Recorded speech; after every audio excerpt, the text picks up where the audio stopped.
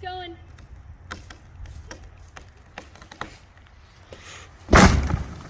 Oh my gosh. Hey Louie dog, what you doing? Huh? You gonna cut this tree up for me? Is that what you gonna do? What's them squirrels? Huh? What's them squirrels? You gonna get them squirrels? Oh, get them squirrels, Louie. Get them. So if you remember right, hey Louie dog, if you remember this oak right here, hey now get it down.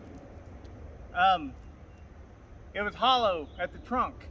So what I'm going to be doing is I'm going to be cutting in firewood lengths until I get past that hollow rotted out section.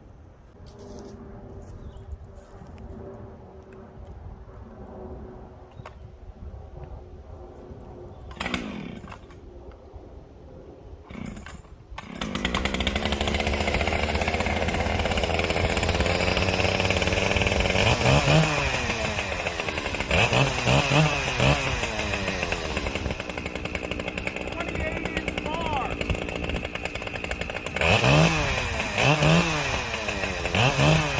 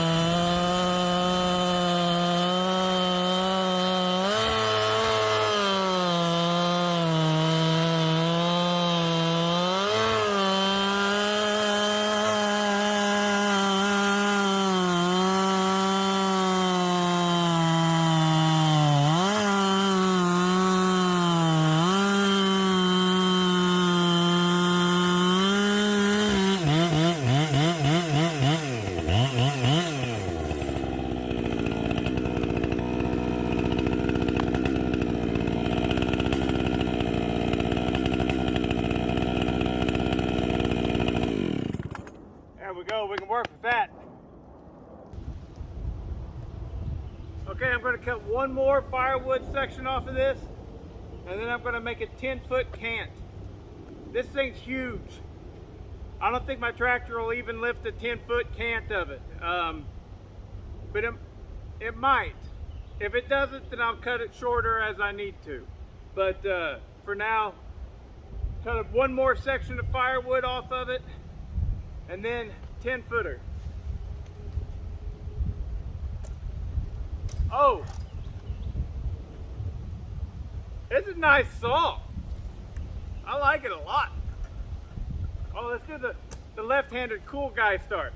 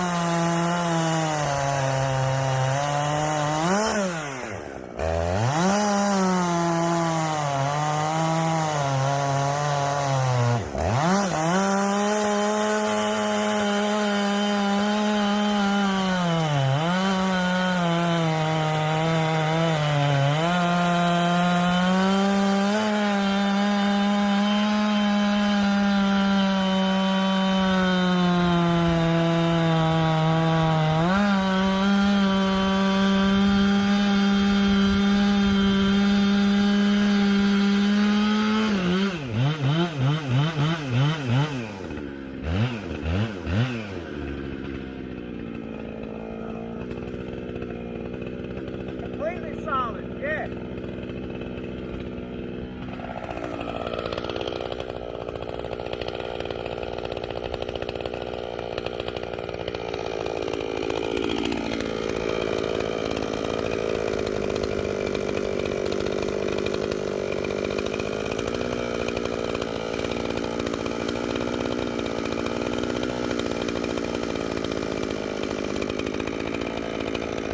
I'm supposed to do 9 foot. My tractor can't pick up 10 feet. Can't do it.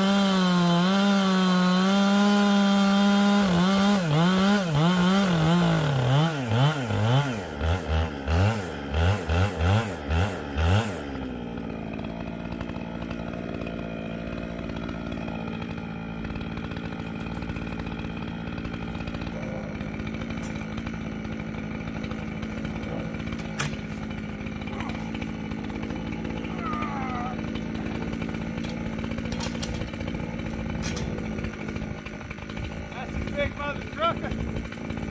Woo!